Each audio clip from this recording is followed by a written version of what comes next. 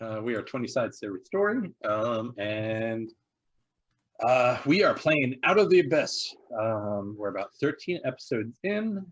This is the second session in which the party has gotten to Gracklestone after witnessing a demon lord emerge from the Dark Lake across the pond in Slibidope. And they are just exploring a bit. Before I, congratulations on the new badge, Ed. Before I get to the specific plot points where we left it off last week, let's go around. And the question I have for you tonight is help us. So they are currently in the Blade Bazaar, which is the biggest. It's a forging town. Industrious. It's Wergar. So I would like you to tell us about one stall, an unusual stall that's selling perhaps unusual things or has an unusual shopkeeper that you have come across while you're in the Blade Bazaar. Sorry for that. I should have told you this while we were mustering, but we're going to go. So I'm going to start in the middle with Ed, who is playing Jason. All right. Hi, I'm Ed. I'm playing Jasa. Jasa is a halfling rogue, and she was very intrigued by a stall that she found, which was run by a Durgar woman, which is a vendor of clothing. And Jasa grew up in a rather large city where clothing stores were focused largely on fashion. And the thing that she's learned is that Durgar have no patience for fashion. Every article of clothing in this stall looks identical. It's all phenomenally well made, but it's all just it's all function over form. It's just strange to see this stall full of racks of clothing that all looks the same and all looks completely unadorned and really rather drab, but very functional. Okay.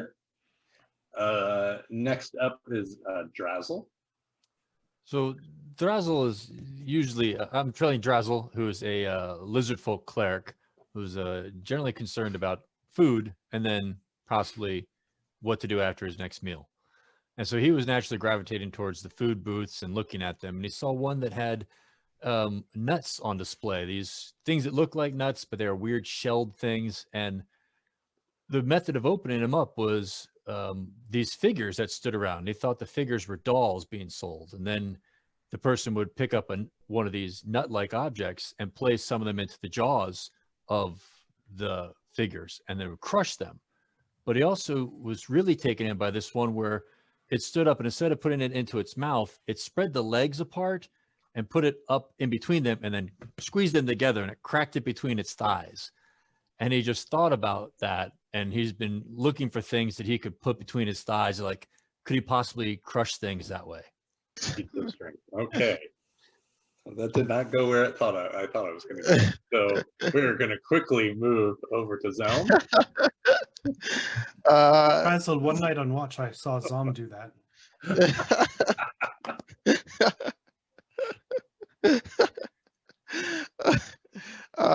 So Zom has been explored the city a little bit when we were going on our little market run. He's really just fascinated with kind of like the weapons that they have down here and how much weapons that they have down here.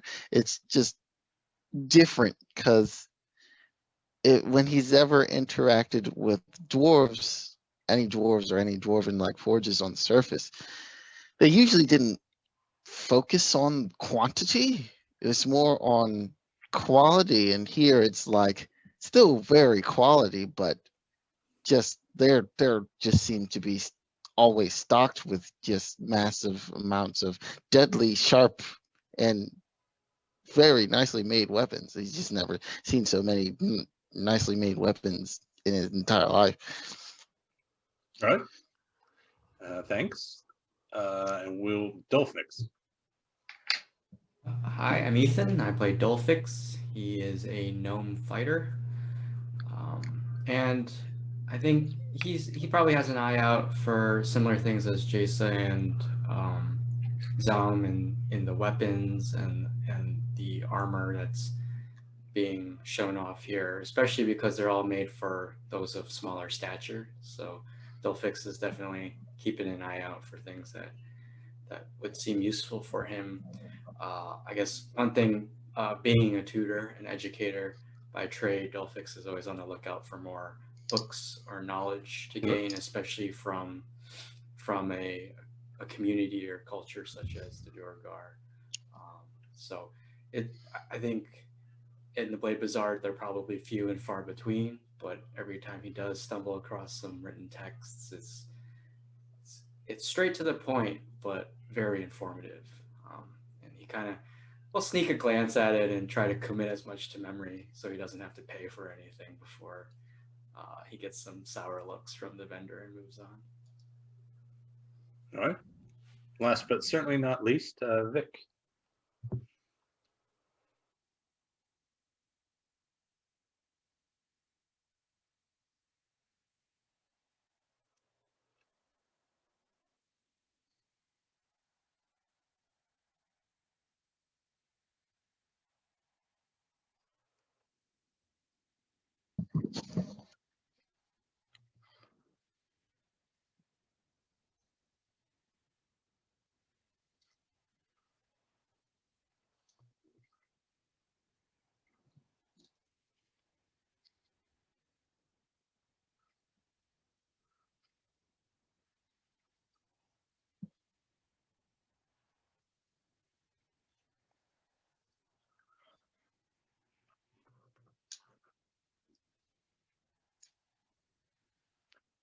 Is the shopkeeper the artist, and are they creating art live?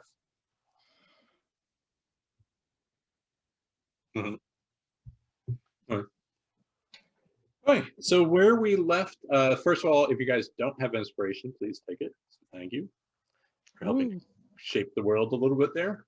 Where we left off, the characters came to town because they heard that this is probably the best chance they have for finding a definitive way out. I don't think any of them think that this is the definitive way out. This is just sort of a step on the way. That's one reason. The other reason was that early on, after they escaped from the Drow prison, they actually had other members of their who were imprisoned with them, who split up. And the idea was that by splitting up, the Drow would have to cover twice as much ground between the two parties. And so on the 40th day, they were supposed to meet here in an inn in the Dark Lake District in Growlstone. It is the 36th day, midday 36th day. You have seen no sign of the other party yet. And so, yeah, so you've been laying low a little bit, mostly because there sometimes innocent people in this town become enslaved by the Duergar and sold to the highest bidder. So you guys have been keeping a low profile as best you can. And so when we left the characters, they were in the Blade Bazaar. They were doing a little bit of shopping. When Zom looked up and he saw two individuals he knows, a Silas and a Brock. Brock's a half orc, Silas is a human.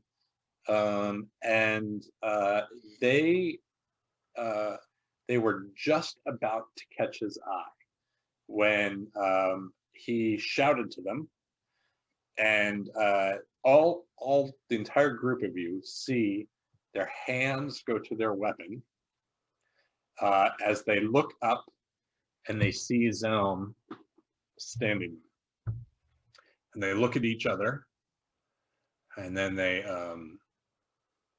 just start staring at Zelm. Zelm, what are you doing?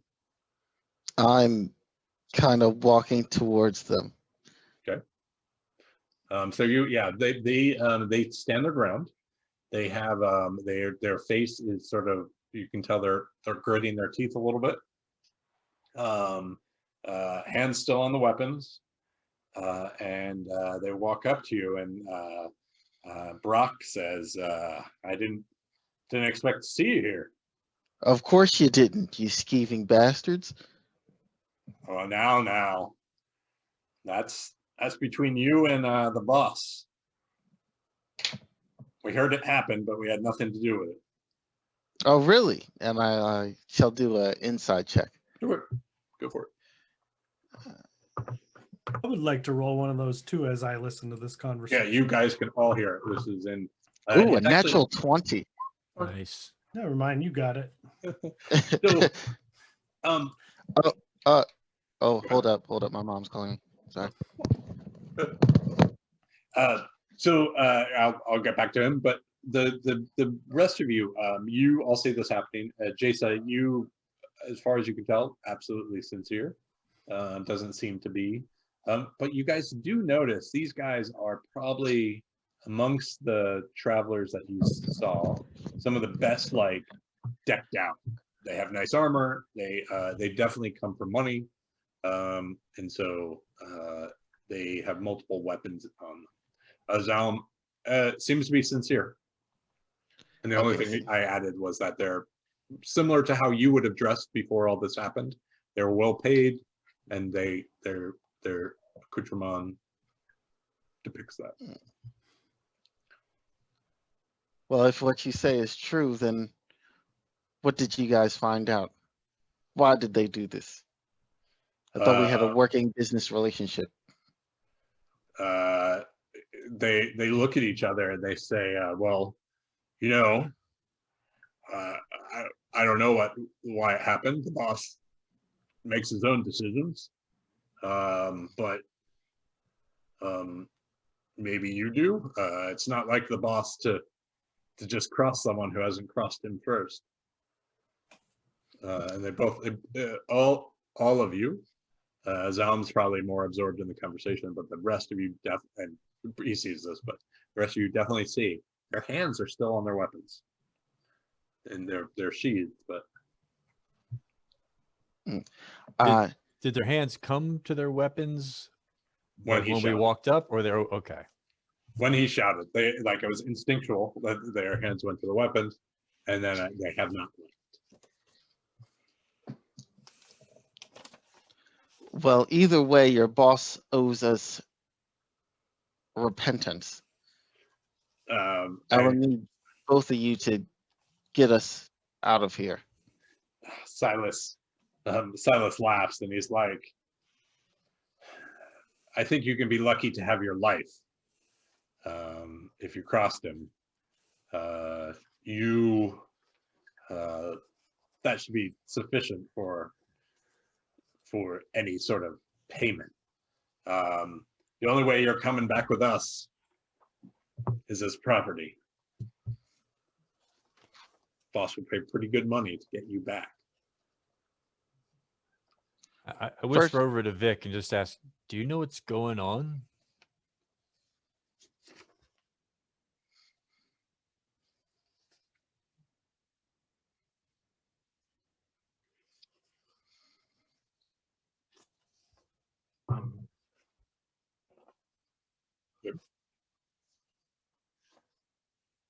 Okay.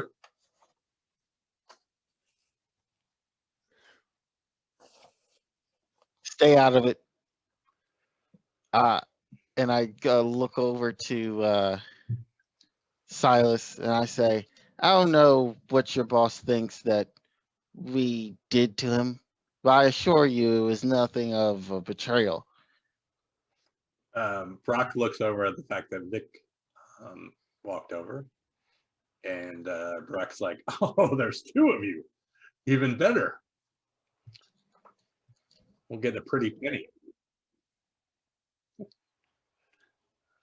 Yeah, they just like, oh God. And Silas is like, come on now, Zam. Why don't you introduce us to your friend here? I ignored that part. God damn it. God, I was like, I ignore it, but then he I think goddamn bar. I think Silas winks at you, and he doesn't take his hand off his weapon. He just does the awkward left hand shake, where he says, I'm a friend of Zom's. That's so were you in business with him?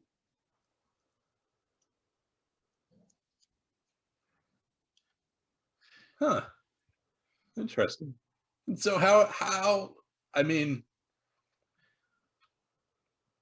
most people who are in captivity don't suddenly get out of captivity. So Stop talking, Vic. they, for all of you, particularly Silas's face, it's just a smirk, like a pretty evil smirk, Exactly. as he's clearly making you feel uncomfortable. Stop talking, Vic. Don't give him any other information. All you need to know is that when we get up to the surface, you, your organization, my organization, we're gonna have some words. He laughs and he says, well, the minute the boss finds out that you're free and running around, I'm sure that will, change shortly. And at that point, I just growl and I just walk off in a direction. Okay. Vic, you're still standing there. What are you doing?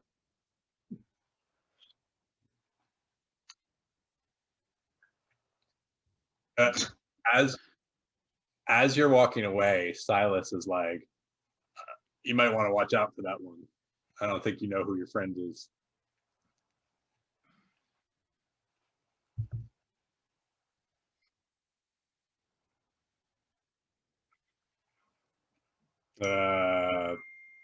He goes by Darko. Sorry.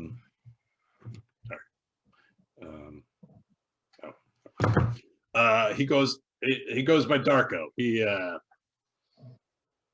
I don't know, he runs a significant trade with some of the people down here. I don't know what your friend did, but he really pissed Darko off.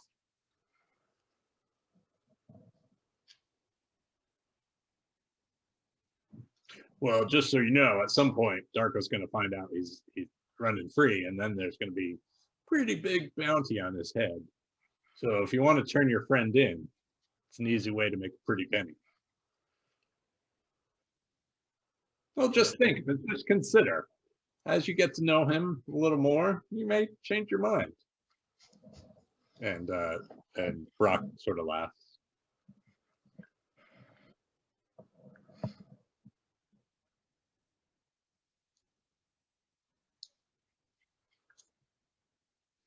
All right. Seems like it. And Silas sort of finally takes his hand off his weapon and pats you on the shoulder. He's like, I'm going to wait for the bounty to get kind of high before I hunt him down. If I just bring him to him, I'm not going to be able to negotiate.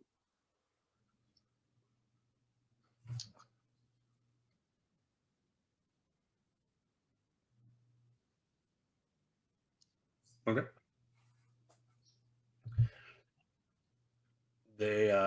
He gives a little nod, and the two of them stand there, and they watch you walk off. I'm gonna continue watching them, but I've got my little face wrap that I bought last time. Uh-huh. That I'm gonna try to sort of mask who I am and stay in the crowd a bit. Okay. And keep an eye on them. Jirazzle and Dolphix, what are you doing? Can I check to see if they noticed I was talking to Vic before Vic became known? Like, if I had been associated with him? Yeah, same. Distance yourself from Zom as far That'd be like perception or insight. Yeah, I just, same. So I'm going to say what you really wanted to do was be inconspicuous. I really wish D&D, like Burning Wheel, had an inconspicuous check. Why don't you do this? why don't you, if any of you are proficient in stealth, you Yeah. can add your bonus to it, but you're going to roll a charisma check. And Oh, a charisma stealth check. yeah, charisma stealth for conspicuous or inconspicuous. Alrighty.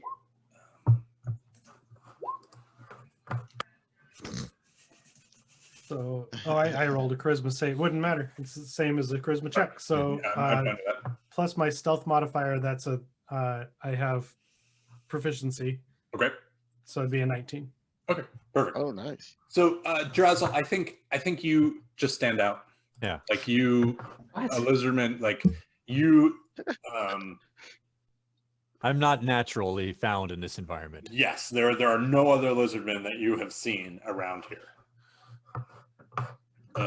You do as the group of you sort of, Jasa, as you sort of look around, you can see that the whole encounter, particularly Zaum yelling out, it caught the attention of not quite a few, but a few people. And so you see sort of two stone giants, which stone giants are present in the city. They're sort of looking at you strangely, talking amongst themselves. Looking at me or at the group? Sorry, at the conversation that just happened. But I feel like I have No. hidden myself. You and Dolphix seem like you are have inconspicuous. Okay. I imagine we split off right and left from Drazel, and then Drazel was just kind of left alone, looking around. Like he's looking for someone. While Silas is just like looking over at this giant lizard man. So yeah, Zaum, where are you headed? Back to the inn, or? Yes, I'm headed back to the inn Okay. to gather my stuff, basically. Okay. And just start to try and keep things on me. Okay. Vic, are you following him, or are you? Okay.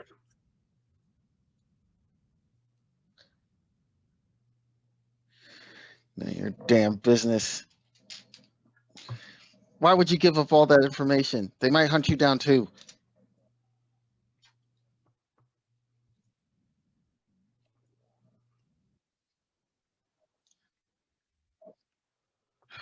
Jesus.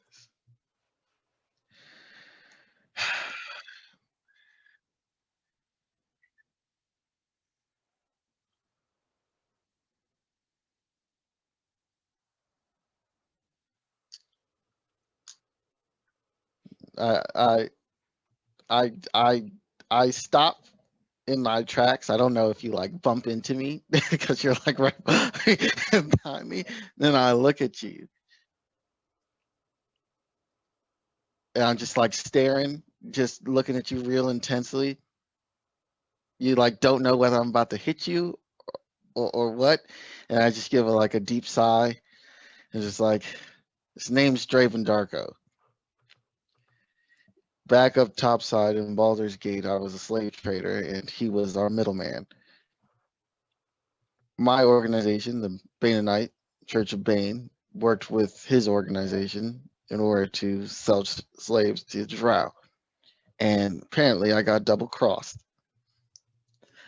They seem to think, or his associates or underlings think that I've somehow double crossed him or did something to Draven, but I have not, and my organization has not, at least as far as I know. So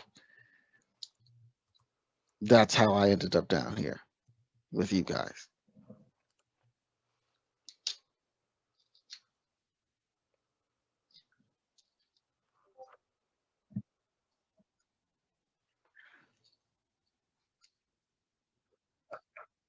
I'm just like, you see myself doing like the Arthur meme and like gripping my hand and just growling. I was like, I don't need to hear this.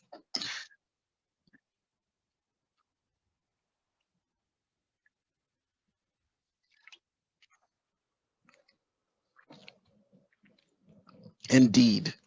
And I start heading back to the hotel. So Drazel, you're just standing there, sort of trying to look inconspicuous, and at some point, I think you pick up a mirror, pretending to buy it, but you just end up shining light straight into people's eyes, so that you're immediately drawing his attention. And so the group of you, though, they stand there, look over at Drazel, you see, but eventually Brock in particular, the bigger one, definitely has his hand on his weapon. For the rest of like as long as you watch him, Silas seems a little more free, and you see him talking with some of the shop owners and walking around. I'd like to tail him for a bit. Okay. Is there something specific? Are you trying to catch the conversation, or are you trying to? I'd love to hear bits and pieces of conversation. I'd like to see where they go. Okay. So as you wander around, make me just a stealth check to pursue them. Oh yeah, easily. All I'm right, a so champ today. you're wandering around. You're playing the shopkeeper thing as you walk from shop to shop, and you hear them definitely discussing Zom. They don't reference him by name, but you hear Silas say, "Yeah, Darko's going to be pretty surprised when he hears he's just running around here. Do we tell him, or do we just find some drought to sell him to, point him as a runaway slave?" And Brock sort of gives a shrug. He doesn't really answer. As they wander around, they're looking for things like weapons, and you can tell they're looking for weapons of unusually high quality. So you think maybe they just are trying to upgrade or basically equip themselves with better equipment. You do see they're fully kitted out, so you can see sort of pouches around their belt and whatnot. They start to walk away from the bazaar in the direction, not in the same direction as the hotel. Okay. At some point. I will tail them for a little while. I don't want to go far from the bazaar, so if they're fully leaving that area, I will head back to the tavern. You see on the map, so the Blade Bazaar is here. Let me just draw where they give you a little bit. So you see them start to go in this direction. Do you want to continue? What do I know about those buildings there? Anything? There's some like industrial, like basically some of the storefronts for the Blade Bazaar. So like some are smelters and some are forges to make the actual weaponry and in all the armory. But a lot of them are just storage for that, like nighttime storage when the bazaar is not open. Okay. There's also houses, like residential areas. The things you do know, I think that Hemeth would have told you about. This up here is another tavern at the Shattered Spire, and then you know the docks. Okay. So. And Hemeth said that the tavern that we're staying at is the place that's friendly to topsiders. Right. That basically no other place would allow topsiders. Okay. In. Yeah, I will continue following them for a little bit. Okay.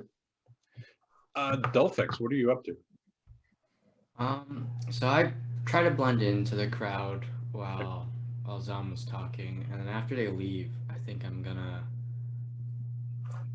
inconspicuously mosey over to Drazel, to try to get his attention, to regroup. So just like, "Psst, Dressel, Dressel,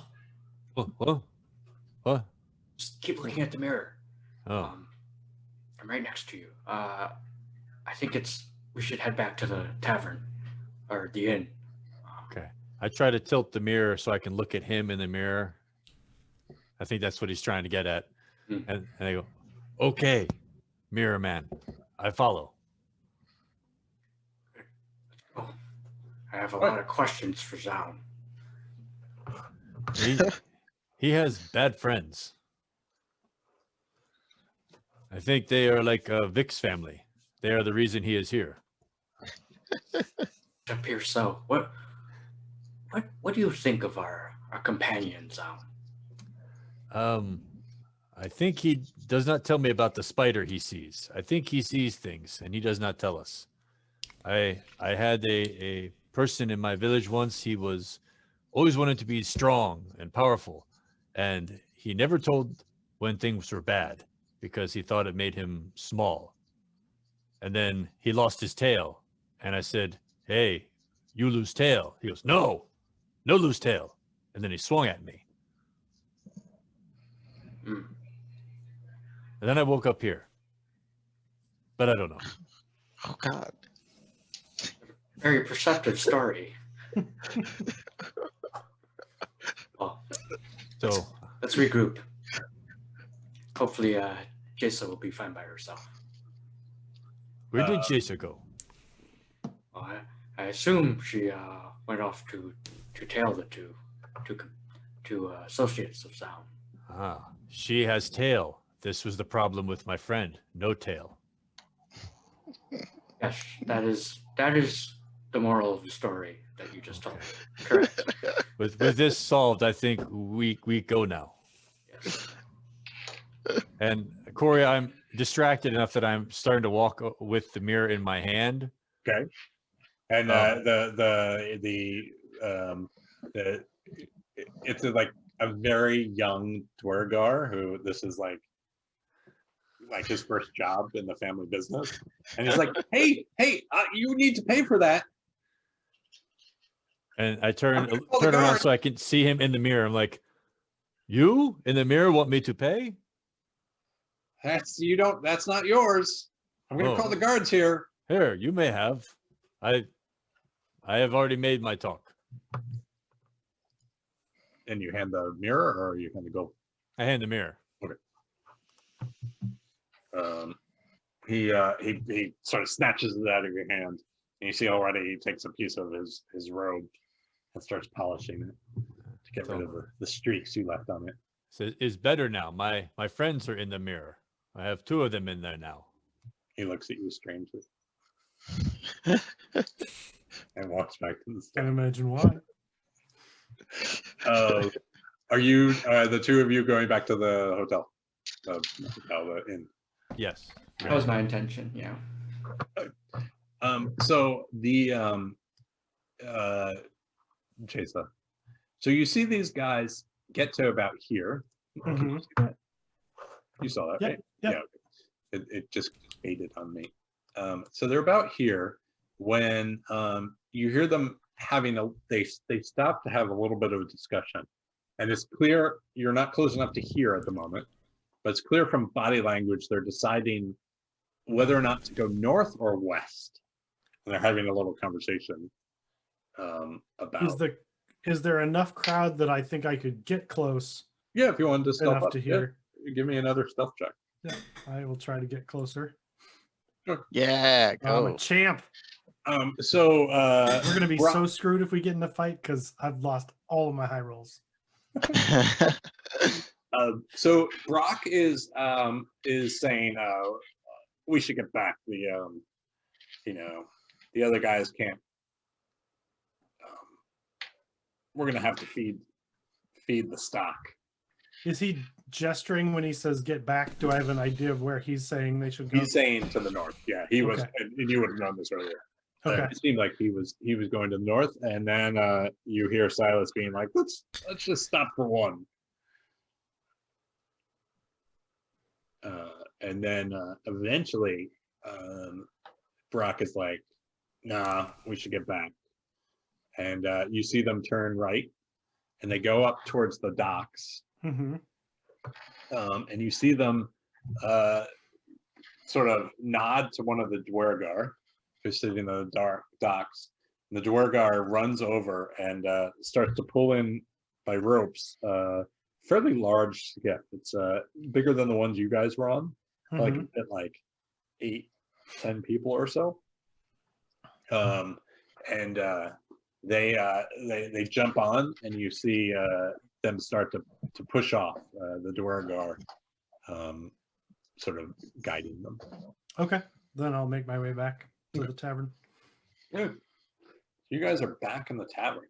It's about, let's say, a little past midday. Zalm, where have you've gone to the room to get all your stuff? Yes, I'm getting my stuff, and I'm waiting for the rest of the crew, and I'm sharpening my blade as I'm waiting. Eldeth is there, and she's like, she looks at you as you walk in, and she's like, "Is something wrong? You look agitated." Urgh. As I walk past. And by Vic, you file in, and then the rest of you eventually file in. Jason sort of jumping in on the end. What is there anything you guys want to accomplish, or would you like to have a talk with Zalm? An intervention. Zom, you are making weapons ready, but we are in hotel for sleep and food. Why? Yeah. Well, time. DM. What? How many days do we have until the rest of the party gets here? Remember, it was just it's a plan. Like, it's not, they could get late, they could already be here, but you haven't seen them. So That's it was true. the 40th day that you guys plan to be here in this inn. And Right. it's day, what did I say, 36? The midday 36. Mhm. But I will also say, well, you probably, no, yeah, doesn't matter. Ignore me. We might not be able to stay here any longer. Well, we run out of money? No. Apparently, there might be a bounty on my head soon. There isn't yet. Well, I imagine there's a bounty of some sort on all our heads for escaping. What is bounty? Yes. I have bowl on head. What is bounty?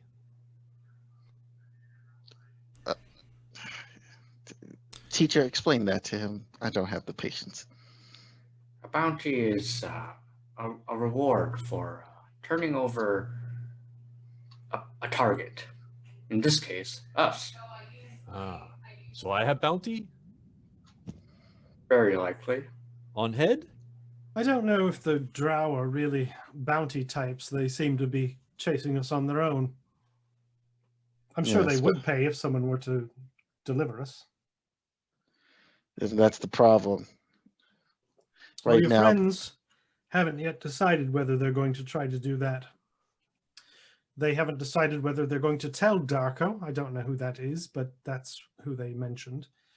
Or whether they're going to try to take you themselves and turn you over and get paid. I'm sure they'll be making that decision soonish. Well, they've since decided that they needed to get back to feed the stock. Would I, DM, have any knowledge of that type of lingo, like what that would mean? Oh, you're absolutely certain it means slaves. Okay, that's what I thought. Yeah, like, yeah, like Jason is probably even aware that that's probably, if Jason had any inkling that they were dealing in slaves, then Really? Did you see where they were going? Roughly, they're out on the lake somewhere, so I lost them after a bit. I did see the Duergar who took them, so if we're feeling surly, we could perchance try to convince him to take us as well. Your associates, Are they from the top side? Yes.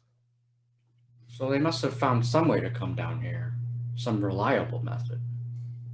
Yes.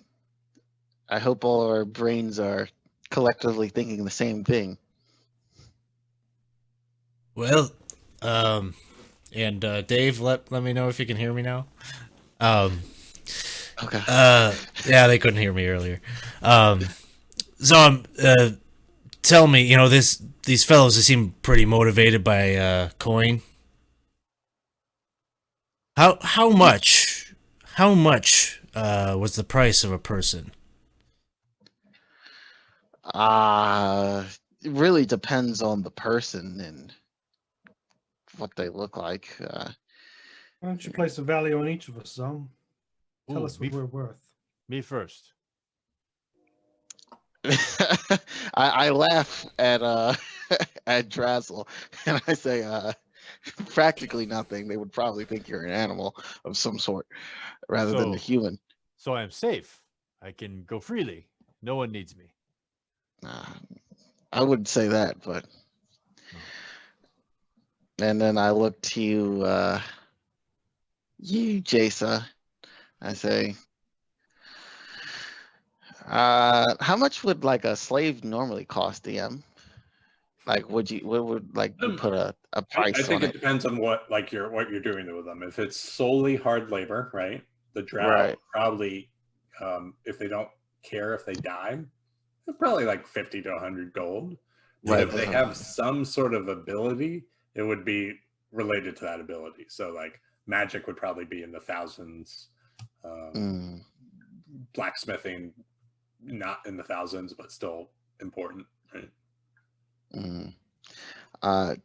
I would say you haven't displayed any type of magical abilities, but you are good with the sword and its stealth. Depending on who I sold you for, maybe I could get a good 75 gold out of you. Okay. Well, that's a little. I was just wondering about like how much money we'd need to, persuade these. I mean, Way I more appreciate than that. any It of sounds us like have. a lot How of about money. how about children, Zom? You ever deal in children? No, I haven't sold any children. It's only been adults, mostly male. Can I insight check that? Sure. You can definitely inside check that. I, as the player, believe you, but Dolphix needs to insight. A solid 7.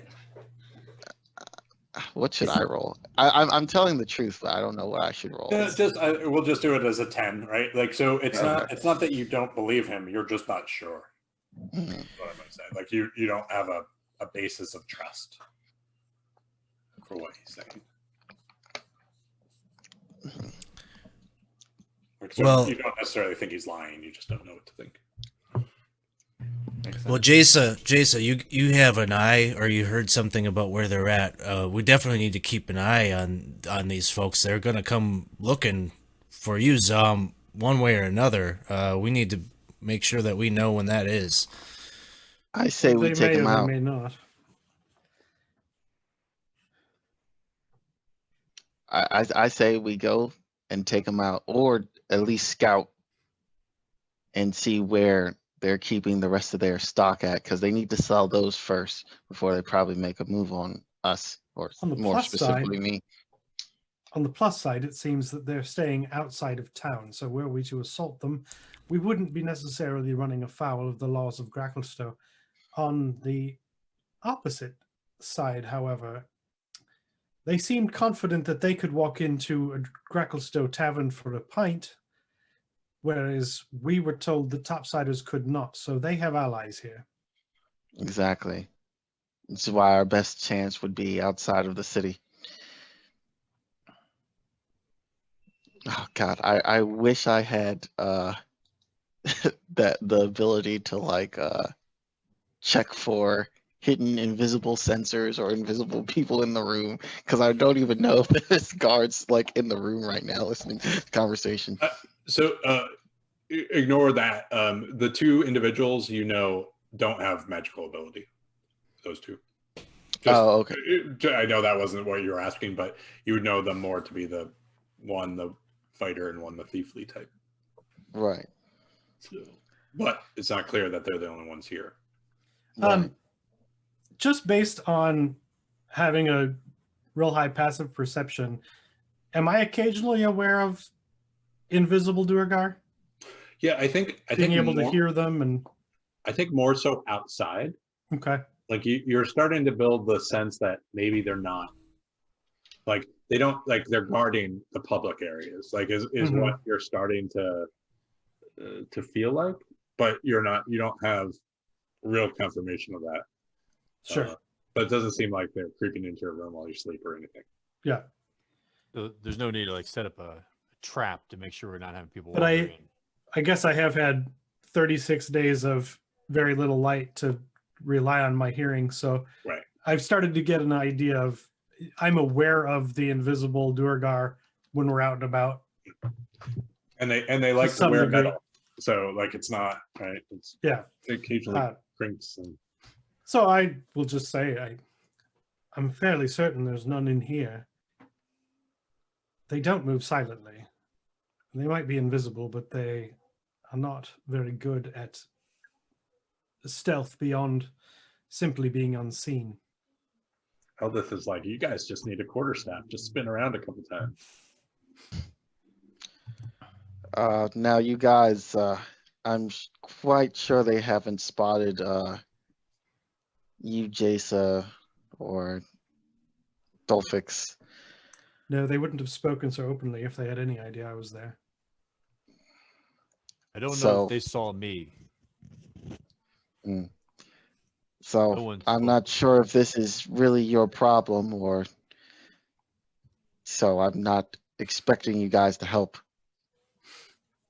but it would be appreciated. Well, frankly, the fact that we're all traveling together, your problem is essentially our problem. So, and as this is our very first and most likely case of getting out of here, I'm more than willing to help. From a purely self-interested perspective, my odds of getting out are better if I'm with you. However, I'd be inclined to help you regardless. Humanity, faith has been restored. Oh God, not I- the humans. I hate that. No, I'm just kidding. I say, so what's the plan? Should we head out now-ish or a little bit later, maybe towards the night? Well, we're to meet Hemeth here this evening. Yeah, I was going to remind you of that if you did not. Oh shoot, I completely forgot. It's tonight. And- You've only been there for one night, so this would be Hemeth would be an excellent source of information on where might be a nearby place that slaves could be stored on the lake as a fisherman. Mm. You're right. They did not appear as though they were preparing for a long travel, and they thought they'd have time to stop off for a drink beforehand, so it must not be far off. Mm. Interesting. Yes, let's wait.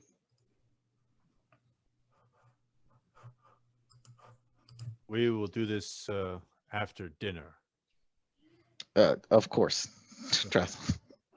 Then I am fine with plan. Right. So you guys sort of settle down for the late afternoon. Those if you guys want to accomplish anything, let me know. You do see the common area of the tavern is a little bit more busy than it was last night. Notably, for not only are there more people, but notably there is a mind flayer sitting by himself with a book in front of him, sitting at the far end of the room. Everyone is staying away. Like there's no one going near him or her. You're not even sure. Is there wait staff that has to go? He's not has no drinks in front of him. Nothing. You see him occasionally write in the book in front of him. And this is in the bar area? Yeah, in the common area, like near where like Vic played last night. In fact, the stage is sort of right adjacent to him. Everyone sees him. Everyone's just staying away from him. The bar staff doesn't seem like they're scared of him, but they don't seem to think it's weird. Like if that's that, like they're still going about their business. They're not fleeing in panic. I'm not picking up any of this. We're looking for a place to sit. Can you hear? Yeah, we can hear you. Yeah, we're looking for a place to sit, and there's a seat. I think I'm walking towards it. Oh, There- okay. There are multiple seats like before you get to him, so Okay. it would not be. Can I flag down like a waiter or Yeah. someone and ask like, who's that over there? The bookworm. He comes through here about once a month or so. Is that a Quiet fellow. joke? Is It's- that a it's joke simple. about the tentacles? Yeah, I was literally thinking that too. He I think he causes some panic when he comes in here, but by now we've sort of gotten used to him. And he just comes in and reads. Yeah, he seems to be some sort of scholar of some kind. Dollar? What he study? Well, got me. Be all over my head. Ooh, I That's think another good joke. That's Thank you. I run a Zalm is, comedy improv here every Thursday night. Zalm is catching all the jokes and regretting this, but still laughing. that one's going to be an earworm. Vic, are you out with them? Yeah, I am with them. All right. I think the Just wait probably staff would say- traumatized, like staring at the mind flare. Like, I read about those. the wait staff turns to you and is like, "Hey, are you gonna play tonight? Okay, we can try to get some people in here if you're going to."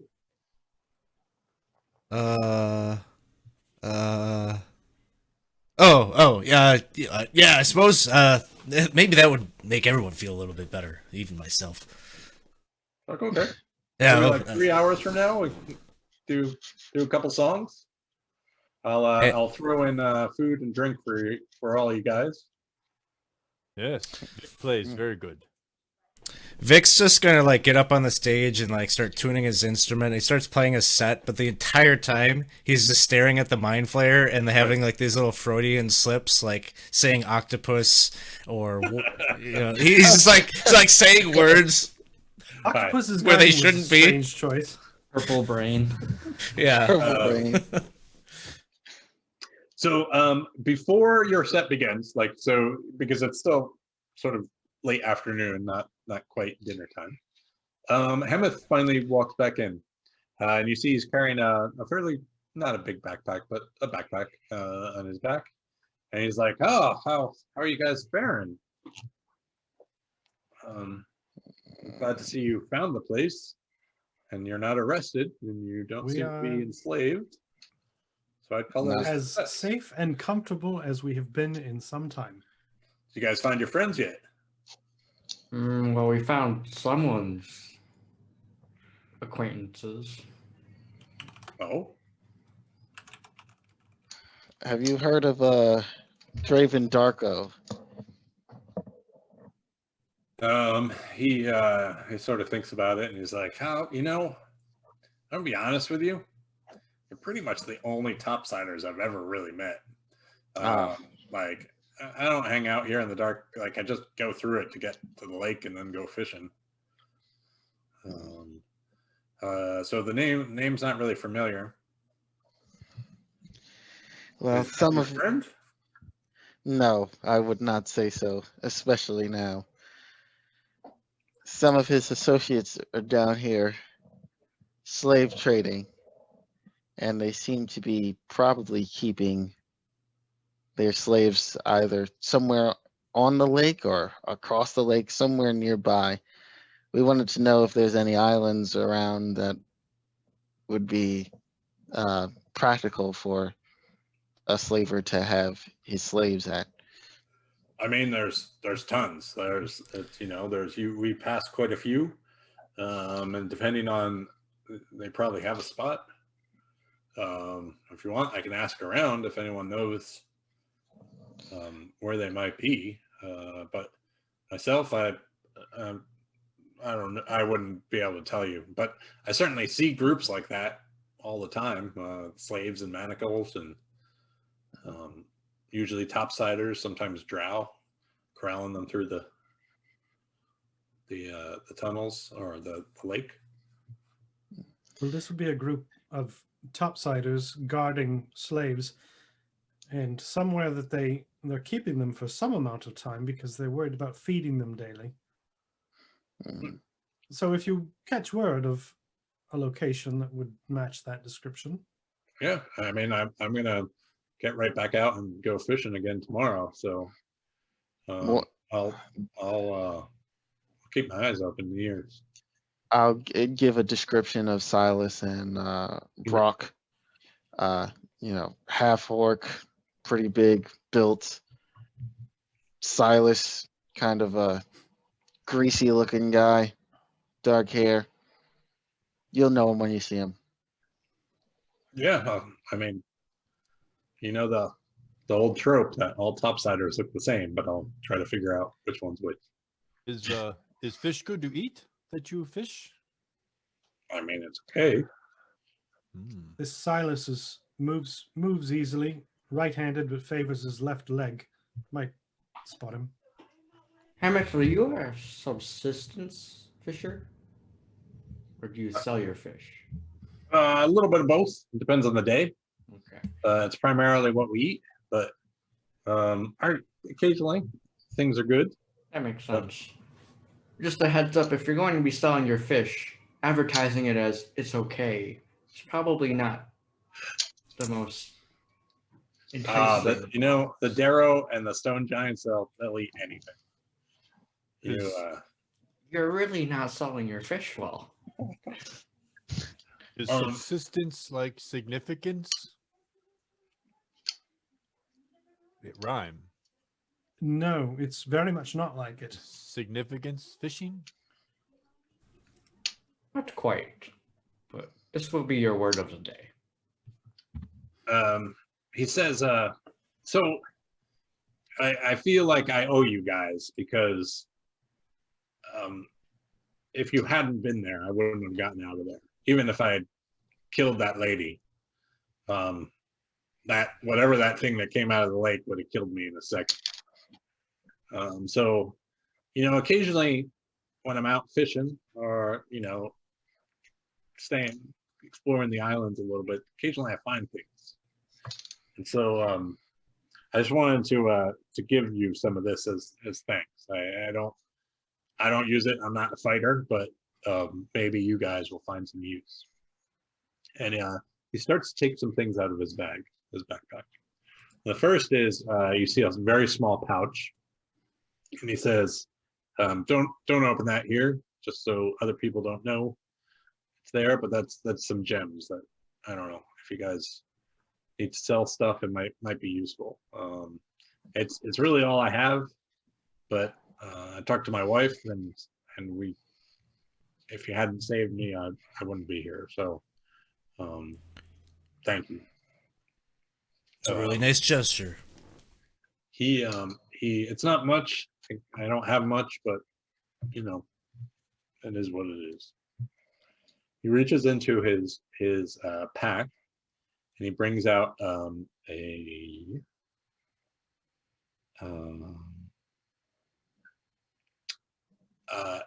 mace, and it's a fairly nice mace. And he says, "This, some of the guys around the cleft, they say this might be one of those special magic ones. And I don't know. Maybe you guys can figure that out."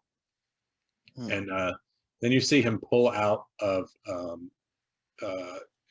sort of. You didn't notice it at first when he walked in, but it's a half-strung short bow. Also of exceptional. This one's a Dwergar make, exceptional make. And he says, my dad used to do this. We tried hunting on land. Wasn't very useful. So maybe, it's one of the best we have down here. So he puts that on the table.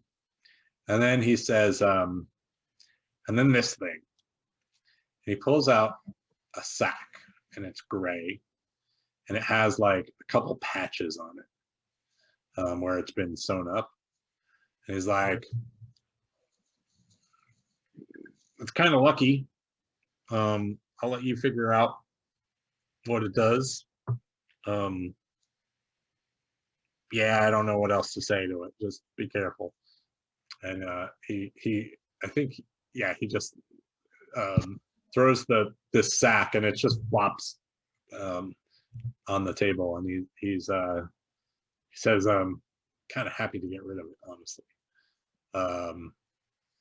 And it's just laying there.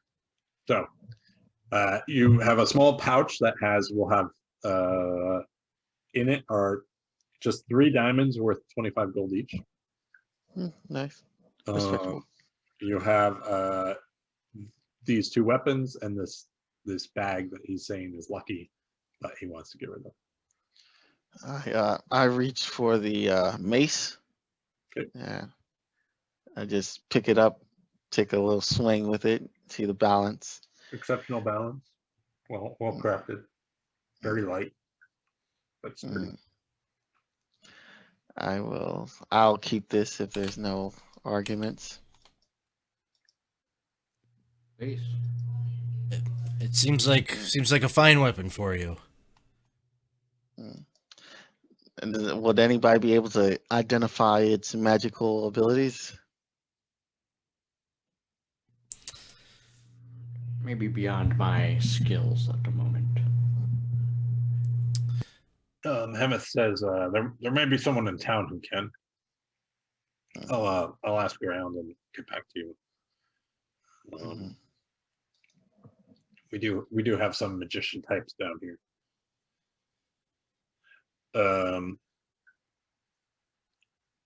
Why don't let's take a break real quick, just about 5 minutes since Ed walked away. I don't want to go too far without him. So thanks for joining us. Stay tuned. We're just going to take a quick 5-minute break, and we will be back. Oh man. Hey guys, thanks for sticking with us. Hemeth is sort of sitting there. You see him also eyeing strangely the mind flayer. Clearly uncomfortable with the mind flayer sitting in the corner.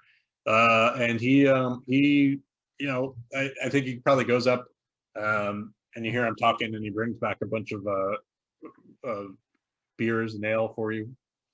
And he just sits down and just chatting with you.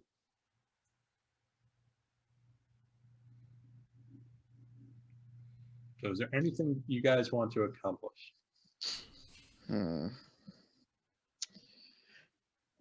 Curious about the mind flayer, but don't know what to even. Can I see what he's reading? Or Looks like a journal, and it looks like he's writing in it. Like it's not a published book. It looks like all of his writing mostly from where you're sitting. Does he have any kind of insignia or anything? He's dressed in nice robes. Let me just see real quick. Are they in a style that stands out? No, I mean, make me a perception check though while I'm looking this up.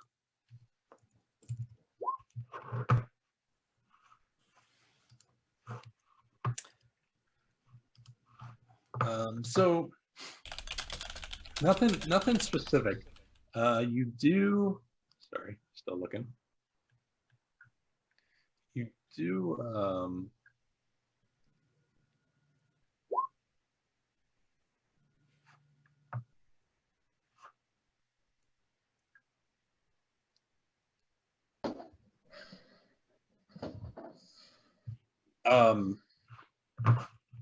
You do see him. Nothing. There's nothing that stands out to him. He looks. His garments are well made, but they are very plain. He does like the one thing you notice is he seems, I don't know, as best you can tell, almost pleased with himself, because occasionally, or you're not really sure about that. Like, so occasionally you think he's pleased with himself because you'll see him write something and then pause for a minute and he'll chuckle, or what you think is chuckling. You see like the tentacles sort of go up and down. And then other times he writes something and looks at it and he becomes very like serious. So he's very absorbed in whatever he's up to with his writing. But other than that, like his book looks well made. Like he comes from some sort of money, and he seems like, yeah.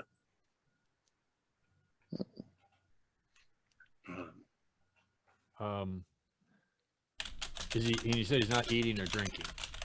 No, he doesn't seem to be. He doesn't seem to.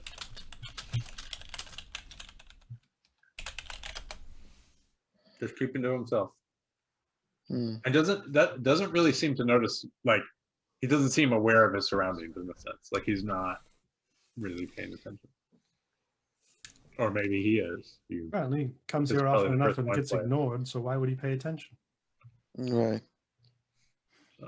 I ask if I asked Vic, you think I go talk to? No, please, no. You won't talk to him. I don't think anyone should talk to him. We go together. No. I think must face fear. This is subsistence. You must be subsistent. This is not subsistence. This is very. He will look at you and see you as subsistence if you go over there. That's good. I am a subsistent person. He will take the little bowl on your head. He will take that and he will scoop out everything that is underneath it. But there's only light underneath. It'll be dark very soon. Just leave him alone. He's reading, you know. You ever read, Drazzle? People hate it when you interrupt them reading. It's just impolite. I think I must help you face your fear so you can subsist without this significant problem. There are look certain over- fears that are well-founded and you don't need to get over. They're the fears that keep you alive. I get up suddenly and I say, I think Drazzle's right. And I begin to stand Vic up forcefully. I think you need to Why? come with us. I Come look on, over at- Drazzle. I look over at Dolphix to make sure I used all the words right, and then I start to walk over to the mind flare. I'm following behind, dragging Vic. So And- 3 of you are going. Vic, are Yes. you? I'm going. What? Chasa and Delphix, are you up to anything? or- Gosh darn, just what kind of soup are they using? Is I'm this gonna potato I'm or- gonna lean back in my chair and put my feet up on the table. You walk over and you are basically Zom, you are, and Drezel, you are, Vic, I'm assuming you're behind them. You are looking down on, he's sitting at the table and you're sort of on the other side of the table, standing looking down. And he doesn't seem to, like, you see his tentacles moving and he's writing. Doesn't recognize your presence. And then Vic just blurts out, "Reading is really fun. It's a good way to occupy your time. Occupy. Oh God, what am I saying?" Occupy your And he's still writing. And one of the tentacles sort of lifts up and generally looks in the area where Vic was speaking from. And Vic, you hear in your head, he says, you don't find many readers down here. Yeah, that's it. Do you say that out loud, or do you? Do you need a light? And I grab Drazzle's bowl and I like shine it on his book. Here you go, sir. He You hear laughter in your head, and it's only Vic who hears this, right? Like it's the other two of you. Drazo, you feel the bowl lift off your head as you turn around and you see Vic taking it. And Keep subsisting, Vic. This is good. he says, Vic, to you, well, no need. I'm used to being in very dark places. What is your name? Name is Vic, sir. Vic. Ah, most people don't. And now he finally looks up and he's like, oh, there's three of you. And he said that out loud this time. He says, I apologize. Look, I didn't realize I had guests. I suppose sit down. I'm very not used to this. Thank you, mister. I sit down and I sit Vic down next to me. My name Drazel. This Vic and Zom. Hail, friend. He says, I suppose in your language, maybe Grackleax? Grackle. None of you speak the deep thought, I assume, the deep speech. No. I find very few who do. Drazzle here barely speaks common. Actually, do I speak deep? Hold up. True. What are my languages? I don't think I do. How is your day today? Thank you for asking. It's quite well. I'm just here for the night. Silfix, I'm going to get us another round. Tell me if anything happens. Hemeth is laughing with you, and mostly because of Vic, because Vic is the comic relief in this scene. Physically, obviously, comic relief. And Grecolex says, it was pretty uneventful as I walked in. Most people stay away from me. I guess I understand why, but Is because you have strange hair. yeah, perhaps if you want to call it that. We don't have the word hair in our language.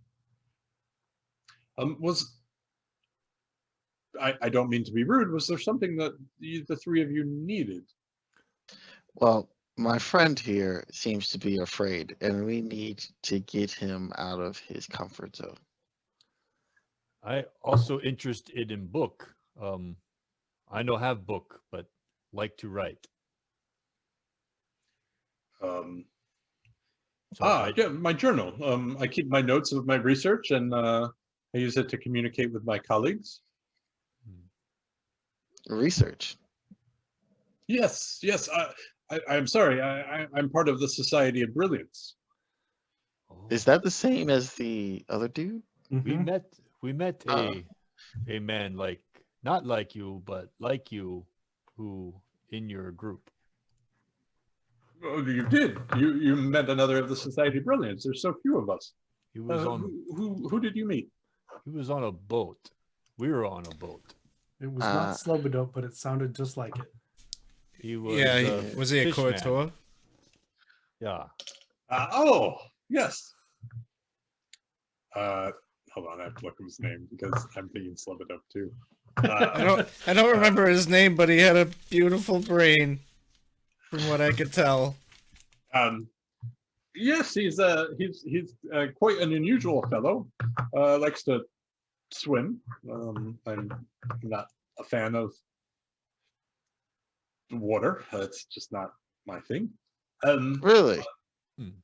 Yeah, I know. Most people think I look like one of those creatures from the wood, but no. I'd rather be here, up in the air. Difficult to talk down there, like we're talking now. And his voice switches over to telepathy for all three of you now. And he says, so you came from Slubidope, from the town, not the person. Yes. Yes. Oh, And I understand there might be an incident there. Yes, Demogorgon came, right? We knew it's Demogorgon. Right? Demogorgon, the beast from the abyss. Yes, Big, Let's see. big. the Koatoa summoned him for some odd reason. I find it Koatoa can be powerful, but it's a bit unusual that they'd be able to summon him. Perhaps he was already there, and they just attracted his attention. Did you happen to see any Pharisees right around the region where he appeared? I don't think we did we? Did we? I think it was on the kind of above us, wasn't it? Yeah, like there's patches all throughout, but there was nothing like there wasn't a pile of it or anything, like right where you were. Which is intriguing. Well, I know my colleague, I think perhaps because of you, as I understand it, changed his plan and intended to go visit the village to see what, investigate what happened there. Yeah, your friend is either very foolish or very brave. Well, I think he can take care of himself, as can we all. We're the Society of Brilliance. How many of you, meaning the society, how many of you are there? Not too many these days, unfortunately. And he starts to think about it, and sorry, I think there's 5 or 6. That's what I'm just looking at real quick.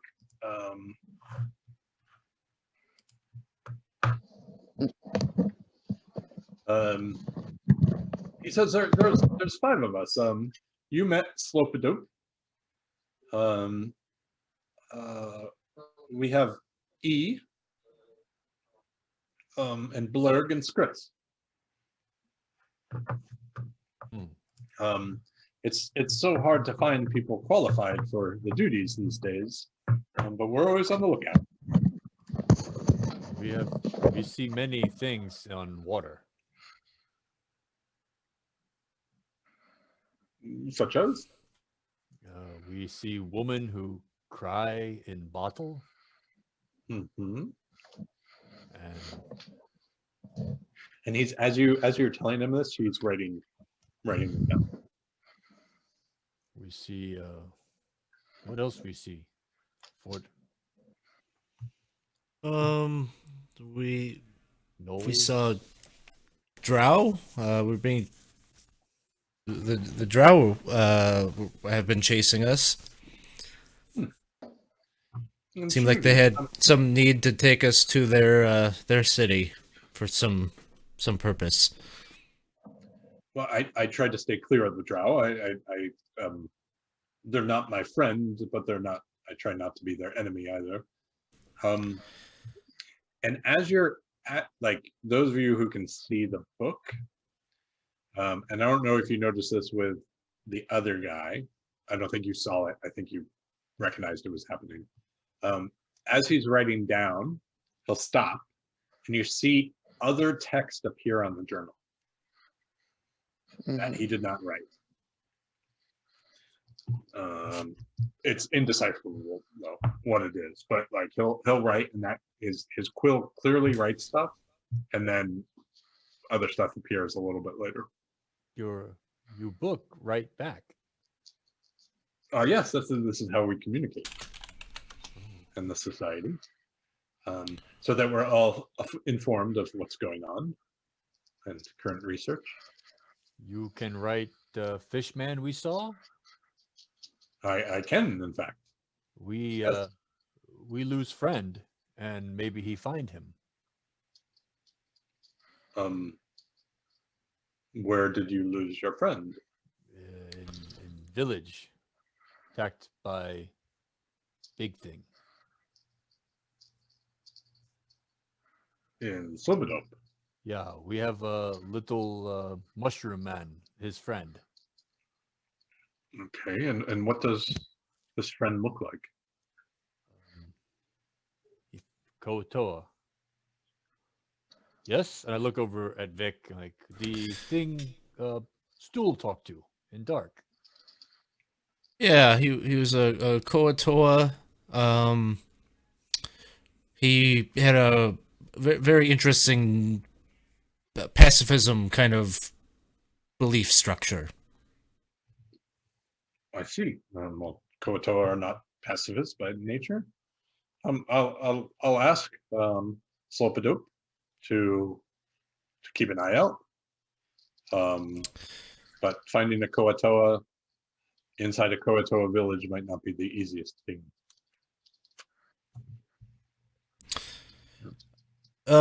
You don't seem so bad. I'm feeling comfortable. Can I ask you another question? Sort of related to, as Drazzle pointed out, we have a little friend with us, a little mushroom friend. He's, I think you call him a myconoid?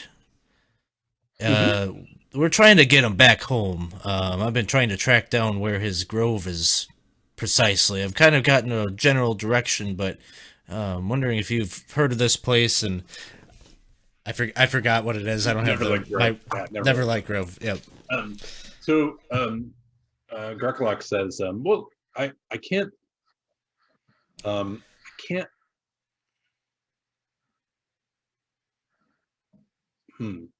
So my colleague, E, he is the expert in the myconoids. He knows quite a few of the Hierophants personally.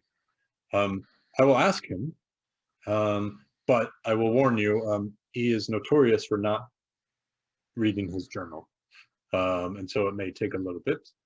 But what I know of is your sprout friend here. Yes. I think is he up with Eldeth? Yeah, I mean, he's not. He's just asking, is he in the general? Yeah. He's Okay. not looking to be pointed out. Yeah. He's here. He's here in the inn. So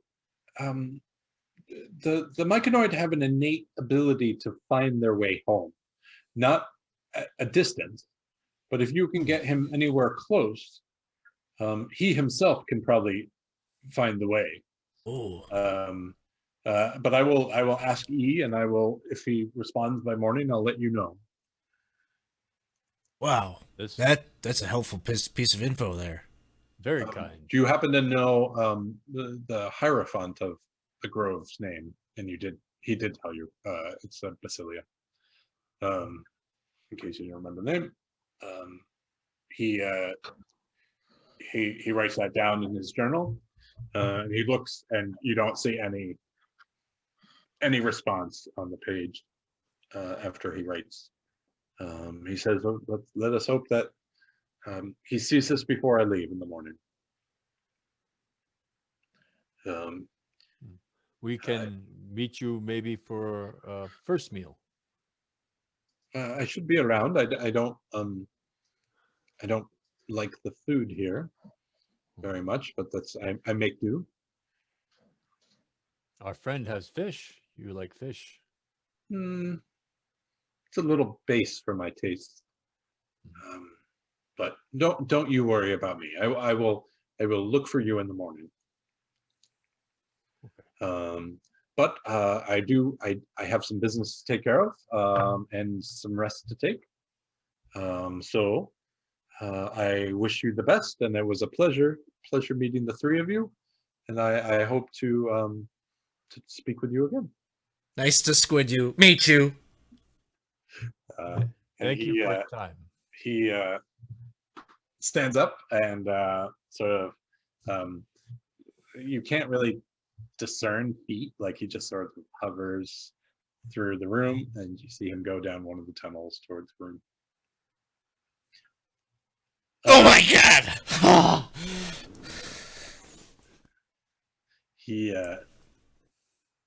Hemeth is just laughing at your clear uncomfortability. See, Vic is good. It was good. Oh, It yeah. ended up being good. We all saw that. I'm not hallucinating. Did I just witness three humanoids make it out alive after an interaction with a mind flayer? Why this If strange? anything, it did seem that Zaum was actually bored. There was an encounter with a mind flayer in which he was bored. Why is Mind Flayer something different? He just him like me, different. Yes and no. You know, there was the little bit there about breakfast and not liking the food here, but I'm glad that we just blew past that. Yes. What exactly did you all talk about? I tell him I tell him about you fish. I think I sell good, but he say is what word? Basic.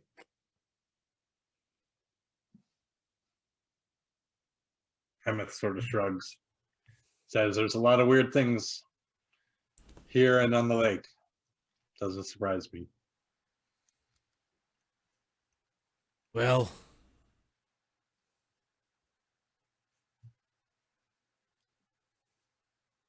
we learned a bit.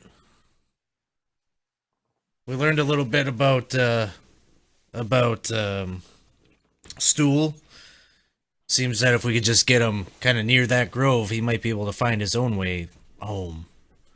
And of course, that's a problem for another day. We got all sorts of people on our tails.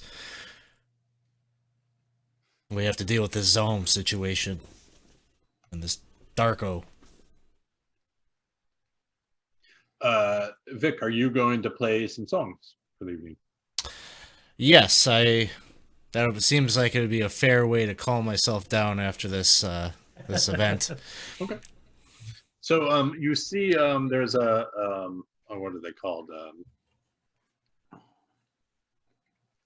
The people who like hawk newspapers and stuff. The street, a buck. A newsie. No, and baseball games. What are the people throw Ve- peanuts? Vendor? Buster? That's not any bad. It starts to be. So you see Busker? Busker. That's the word I'm looking for. Okay. Busker. Guy out there playing guitar with his case open. Yeah, and it's just going outside and trying to drum up some people coming down as you get ready. And it's definitely more full than the night before, and it's not completely full. So for your first song, tell us about the song, and then maybe also make me a performance check. It's all about facing your fears and Okay. having to walk through the unknown, go through the unknown. I might be afraid, but my mind's not flayed. Right? Perception. You can have advantage per- since per- opening act. People had heard Opening- about you last night. okay, that's good. So you actually managed to get as the music sort of starts to float out of the inn. You start to some people sort of poke their heads down, and like last night, they start to fill the house. So it's about, I'd say, 3/4 full. People seem really into it. The drinks are flowing at the bar. The wait staff seem really happy. What are you gonna do for your second song? I'm gonna sing a song about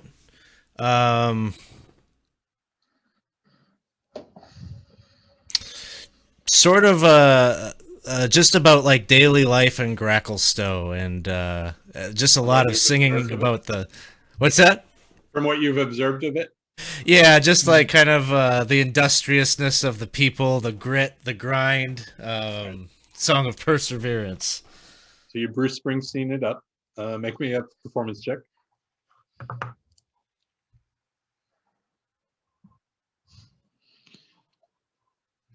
Okay. So the crowd's really into it. You have a solid following at this point.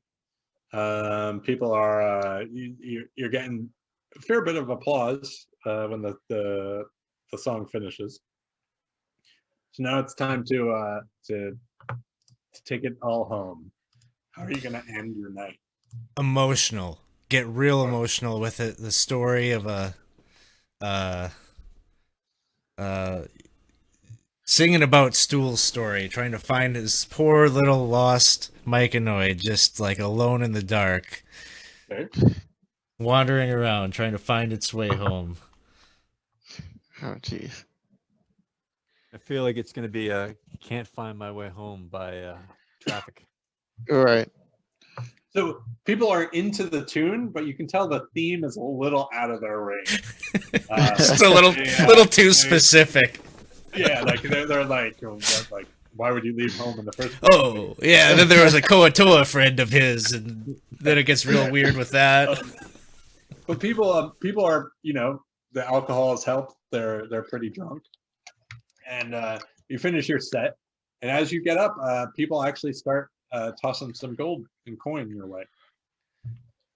So let's see. You're gonna make. What am I doing here?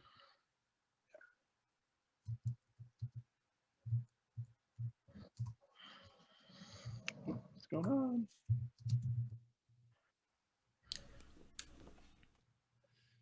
So you get 25 gold. Wow. Nice. And it's a combination of people throwing tips and then actually the bar coming over and saying, hey, like, as long as you're here, if you want to do this, we will we'll give you some of our we had more customers in here than we normally do this time of year. That's mighty gracious of you. And they started to talk about how, like, all the people up the merchants up there, they do pretty well for themselves selling stuff. So there's money here in town. It's just a matter of giving people options to spend it. And Dwergar are not normally the excited type to come to a show, for instance. So you managed to get them in here. So, all right. So the night ends. Is there anything specific you guys want to do before bed?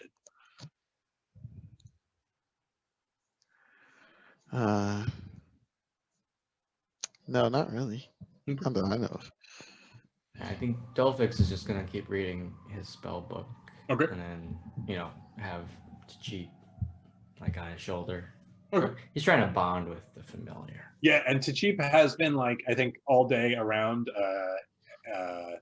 been like finding like the twigs and the thread and like anything to make a little nest in one of your pockets or your pouches. And so when not on your shoulder, you find if Tachip is around you, they're either on your shoulder or sort of in their nests that they're building for themselves. Sounds good. So I'd say two things happen overnight. No one else is doing anything specific. The very first is something I keep forgetting to mention, but has been a persistent for the last 30 days or so, Drazzle. Is it's not every night, but quite a few nights, you fall asleep and you have your reoccurring dream of dancing in a giant circle, holding on each side hands of a spider, and you guys are dancing in a circle around some creepy statue, which you are probably aware is Law, statue of Law. But everyone's happy, like, and it's a pretty cool dream. You don't wake up with any fear or any like anxiety. It just seems like a great dream. Is everyone else have good dream? Sleep well? I don't have dreams. I dream of a spider friend again. You didn't see the white glove spider. It was a lot of spiders, so you might not have noticed him in the crowd. He was there. Vic, in midnight, you wake up and you can hear sort of Drazzle humming in his sleep. But you wake up because you hear the sound of music coming from the common room. I've experienced this before, right? Right. Well, I've always ignored it in the past, but maybe I feel a little false sense of security. This place is nice. I made a lot of money last night. The stout is okay.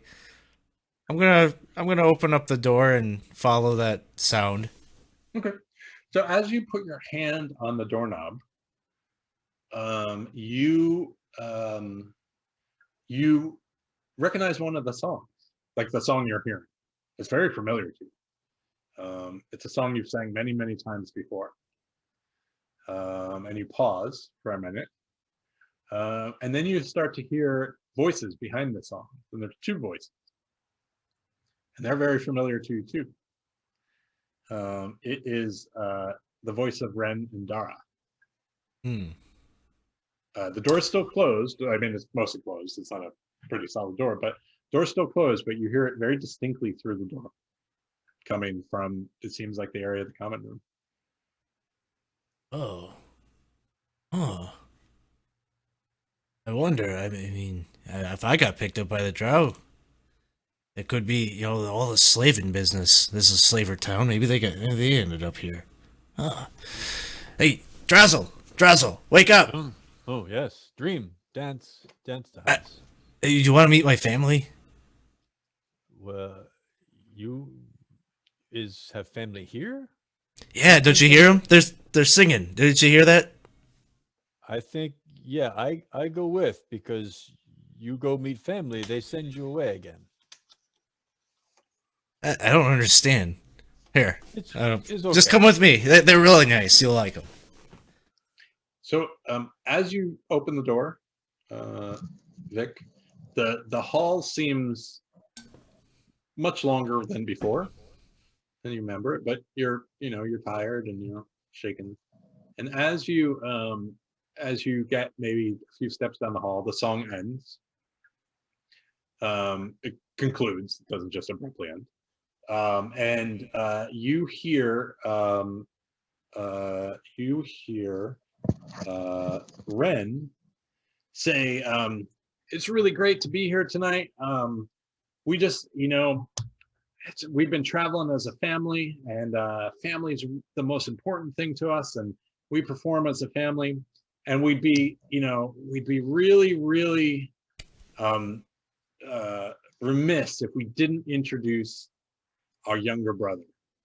And he's like, come on up here. And you hear cheering out in the common room. See, hear that, Drowsel? They want an encore. They want more Vic. Yeah, let's go. Yay. So Miss you Meadensy.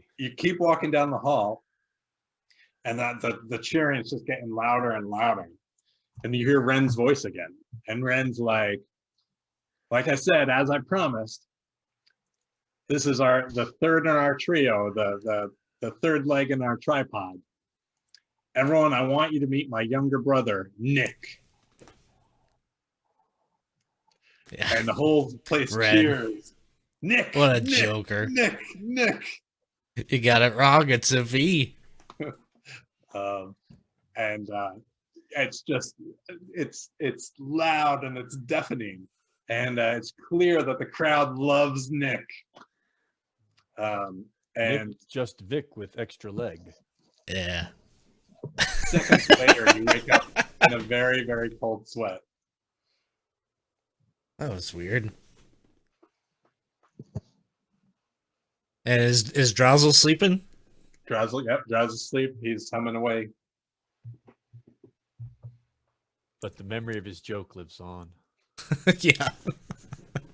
You can tell Drowsel jokes, so he tells it back to you later. The rest of the night's uneventful. You wake up, and by the time you guys get up, there's a note outside your door, and it's from Krakelix. And it says he apologizes. He will send word if he hears back from E. I think is how the name is just a Y, and I'm not sure how to pronounce that. He says he'll send word if he hears, but he had to leave and he has not heard yet. But he's happy to help you guys. Mhm. And you can start your day.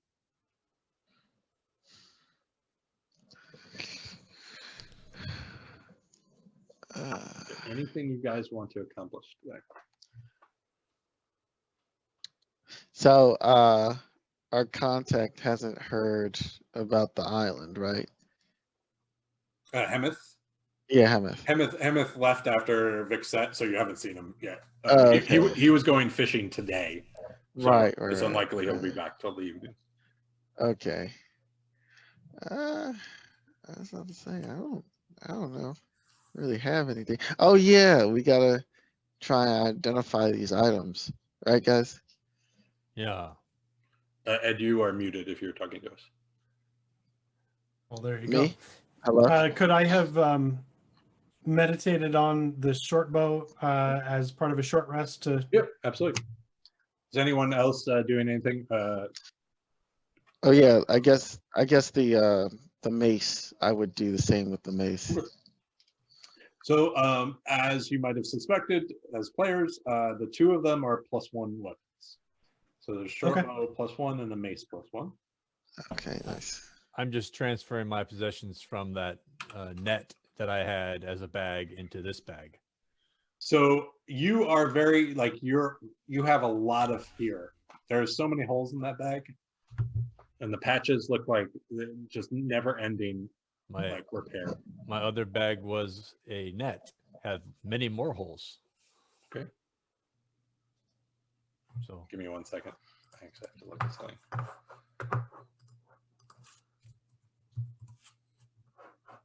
Do maces +1 require attunement?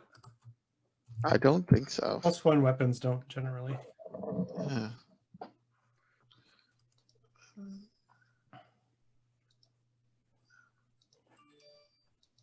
It doesn't. All right, so Drazzle, Uh, you're putting things in, mhm.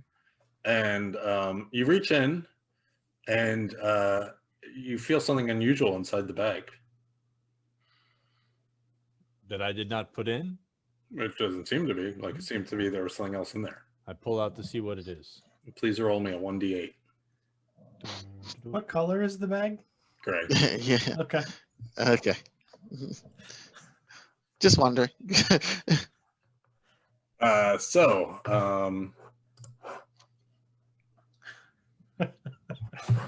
So,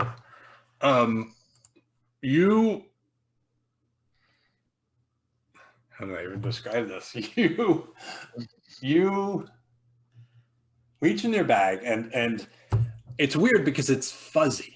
Like whatever this thing is fuzzy and warm. Like kitten. Or Mogwai. A little bit like a kitten, yes. Because as you pull it out of your bag, it suddenly starts to expand into what appears to be a very quickly growing wolf. Hello, big kitten. You are going to have to put it somewhere, not in your hand. I set it down. Okay, I can't hold a wolf in my hand. So it just erupts. You And there's particularly a can't wolf hold. sort of like sniffing around, like completely confused. Hello, wolf. It looks up at you. And am I like? Do I have any food in my pockets? You're Drazzle, I'm sure. Yes. Yeah. So I pull some little food. Like, you want food, wolf friend? He sniffs at you. Hold out my hand with the food on it. Okay. He gobbles it up. I have. I look around. And like, I have a new friend. Yeah. You Came from have, the bag. you have another mouth to feed. You guys, I mean, it might be listening to Drazzle, but otherwise it seems like a completely wild wolf that is suddenly like, Stool has never seen this, and even Stool is a little terrified of what just appeared in the room. I need name for wolf. Bag. Are we going to? Is the wolf going to stay? Is I'm my very bag. confused. Can you put it back in the bag? I don't know. Maybe we could eat wolf. Is walking meat. Oh God. That makes more sense than I wanted to.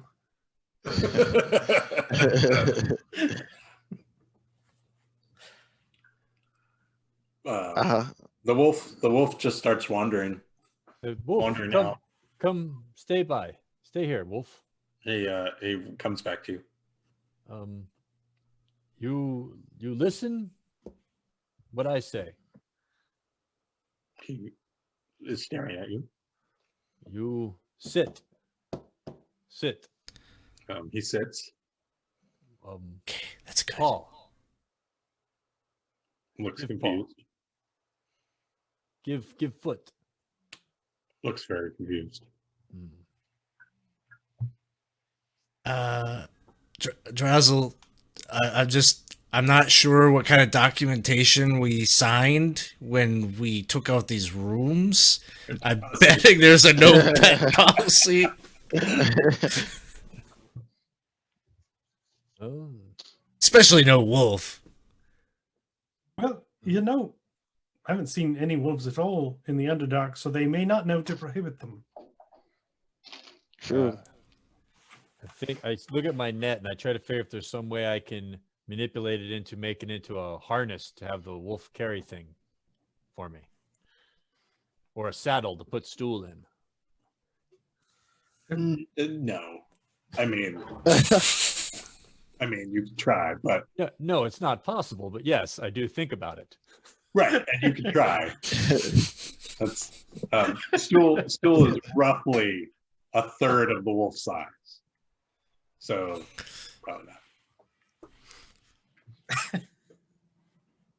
Say, where are we going? Now we go with wolf. Now, Zom friends, maybe not so strong. Yes, the wolf could be a really good ally. Are there any other animals in there?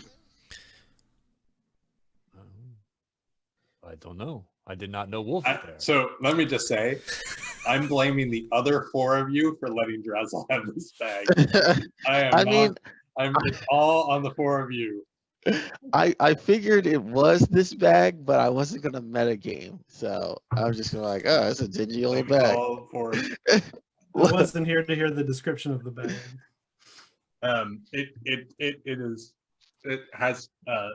It's been repaired a number of times and has patches all over it, which is metagaming a little different than what you know. Yeah. You Right. want Yeah, I didn't want to metagame, so I was like, oh, it's just a dirty old bag with the whatever. So yeah, the wolf just is following you around. If you're not paying attention to it, Drazel, it starts to wander off. Wolf, stay next to me. Keep me safe, Wolf. Keep safe. This is definitely going to help us stay inconspicuous. And then if I get above 51%, I go with Zom's idea and I look for something else in the bag. Well, Dolphix, you and I need to go and pick up our armor today. I'm looking for something else in the bag because the dice told me I have to. That's The how it dice works. gods have Dice are spoken. never wrong. There's another wolf, apparently.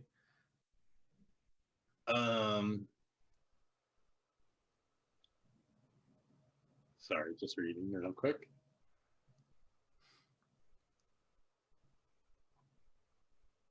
It's just a bag of wolves.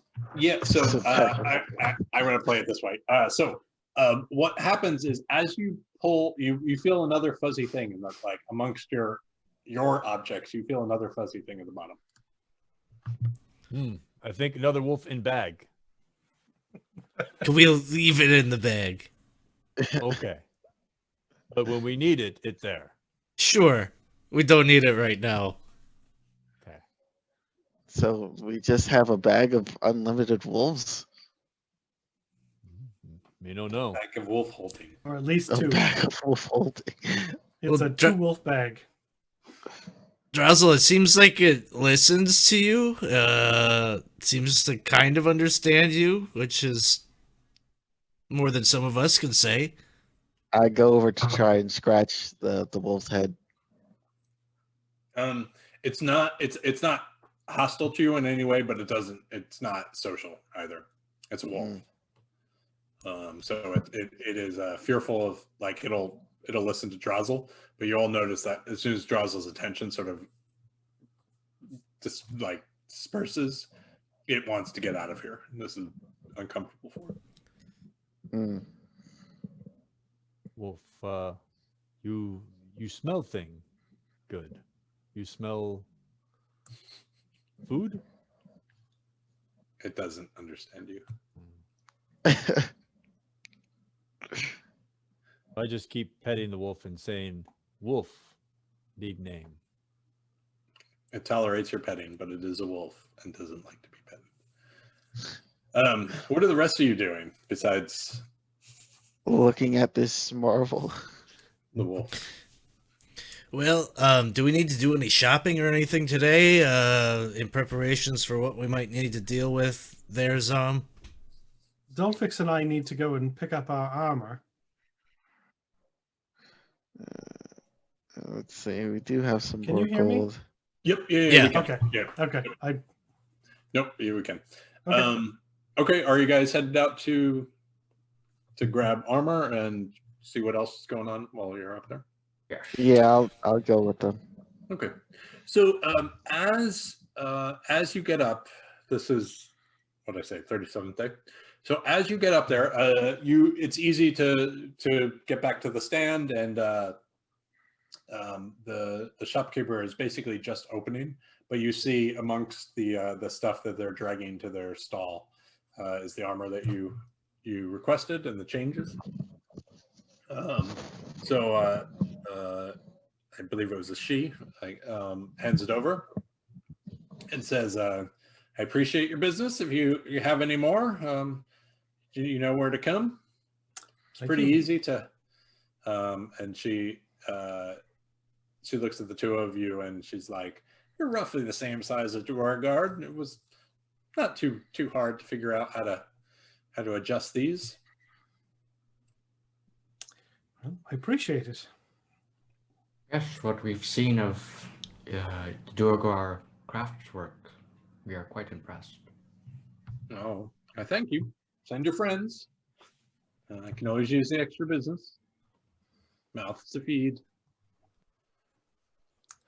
And I think as you two are in that conversation with the shopkeeper, the other three of you, although the two in the shop definitely, or at the stall, definitely catch on to it just a few seconds later, you start to hear a hush over the crowd.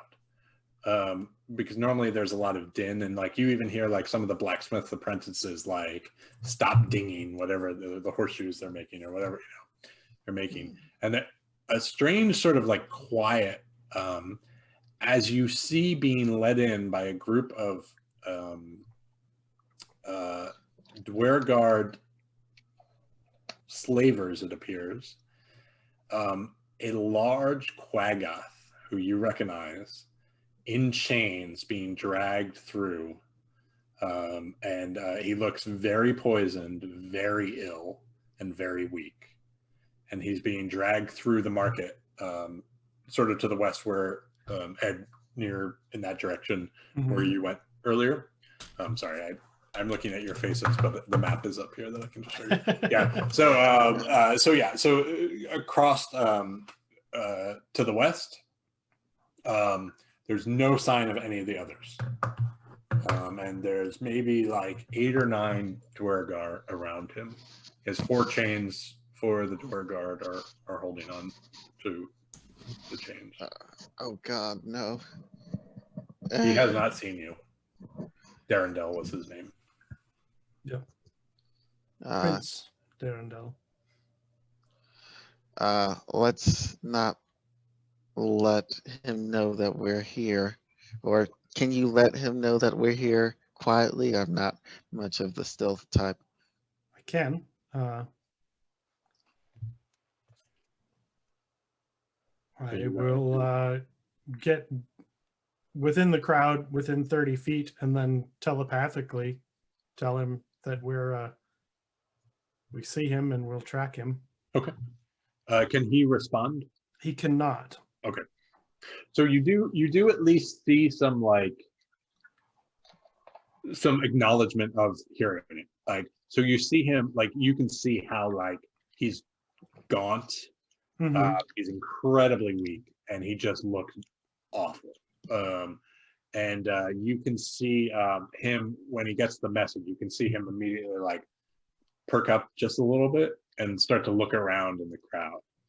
And when I send it, I will address him by name and like, do it in a sort of kindly.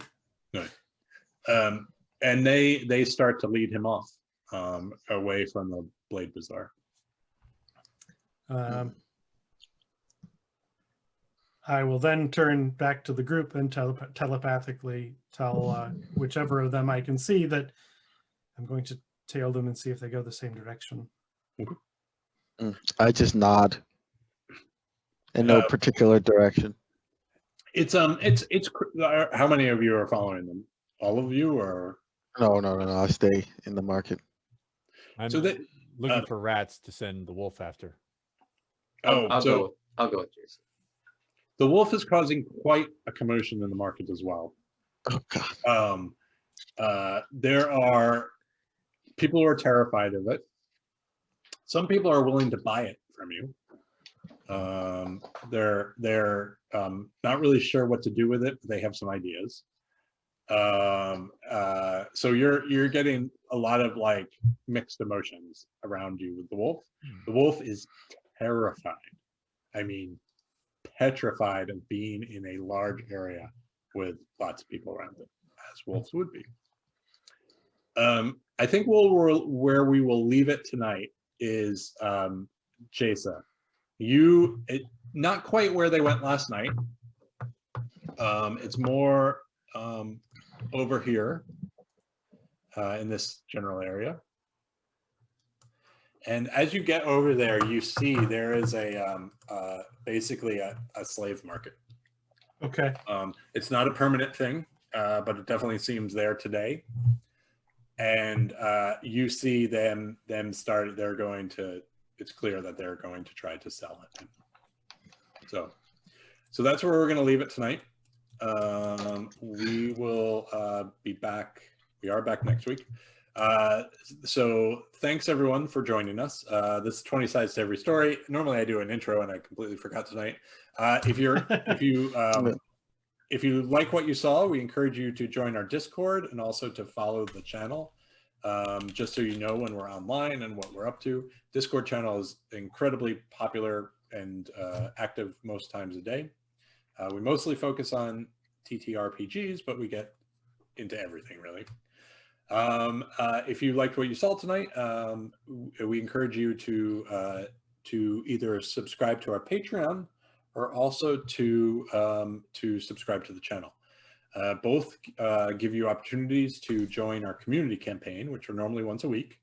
Currently, we're running through 2 drop-in, drop-out campaigns, so you can just join for one if you like. Our tier 1 is the Lost City, and our tier 2 is Expedition to the Barrier Peaks. With that, we will say, once again, I'll thank everyone for their contributions for Extra Life. 2 weeks ago, I guess it now was, the channel raised over $7,000 for the Children's Miracle Network, which is fantastic, and it's all due to supporters like you guys. So thanks, and the DMs who all put in the work. And with that, we will see you next week and see if these guys can figure out how to get Darendale out of his predicament. So good night. Thank you. Thank you. See ya.